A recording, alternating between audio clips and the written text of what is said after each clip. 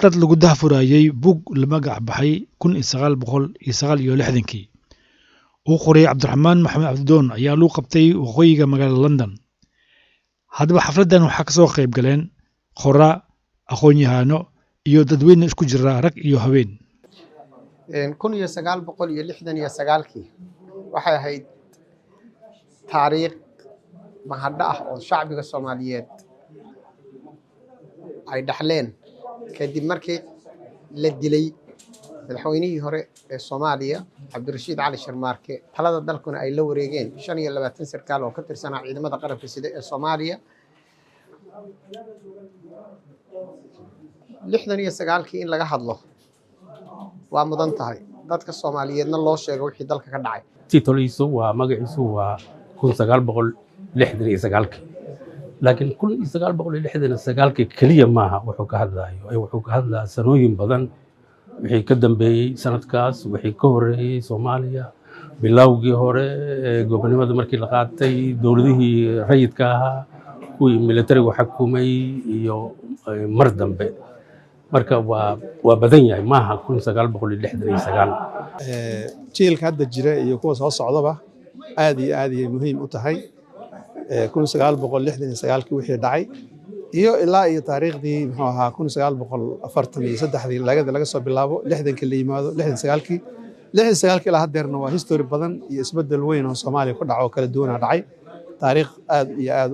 u baahan maartay in la barto in la ogaado in wax laga qoro marka aad iyo aad maanta qoraaga buugan qoray ugu faraxsanahay inuu issuegaas ama mawduucaas uu si fiican uga sheekeeyay waa maasantii markori xukuumadda maxaa ku dhaliyay buuggan noqotay buuggan waxaa igu dhaliyay in ummadda Soomaaliyeed dadka waaweyna ay bal soo xusuustaan wixii la soo maray waxa la soo maray haddaadan ogeyn meesha hadda la taagan yahay meesha loo socdo ma garan kartid caruurta iyo dhalinyarada iyo dadka adiga 40 sano ugu dambeysay dhashay ama soo barbaarayna ay aqoon iyo xog dheeraad ay ka helaan wixii bariyahaas dhacay oo buugga uu ka hadlayo 1969kii maxaa dhacay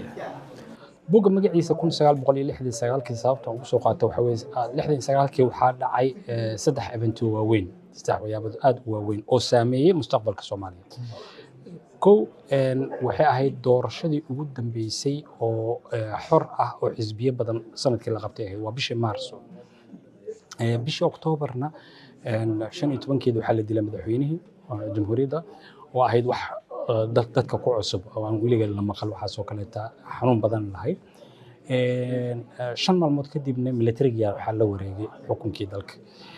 iyagoo dastuurkii meesha ka saaray xisbiyadii badnaa meesha ka saaray markaas wixii ka dambeeyayna wadankii uu noqday